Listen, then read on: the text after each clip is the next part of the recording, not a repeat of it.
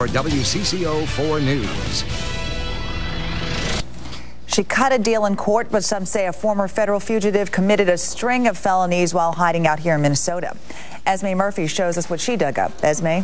Well, our computer database shows us that Sarah Jane Olson voted in every single election, just about every single election, since 1990, using the name Sarah Jane Olson. The trouble is, until late 1999, that wasn't her legal name. The long, strange trip of Sarah Jane Olson, a.k.a. Kathleen Soliah, gets stranger.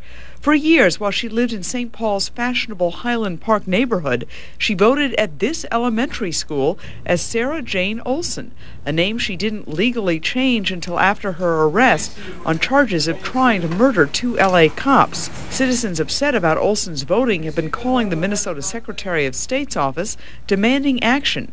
Now the Secretary of State wants Olson prosecuted. It's a felony act to vote under a name that is not your name. Because of the statute of limitations, only Olson's votes after 1998 are subject to prosecution. The Ramsey County attorney is holding off any legal action until the L.A. case is over. We will be waiting to see what Sarah Jane Olson receives as a sentence from the California matter. We anticipate that that sentence will be substantial. I am innocent. This week, Olson reaffirmed her L.A. guilty plea despite her insistence after the original plea that she didn't do it. But there's more. We've learned the State Department of Public Safety is also investigating Sarah Jane Olson for illegally obtaining a Minnesota driver's license. The charge is the same, that she used the name Sarah Jane Olson when that wasn't really her name. We tried to talk to Sarah Jane Olson, but no one was at her home.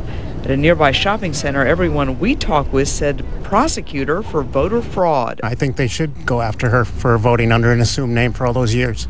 Absolutely.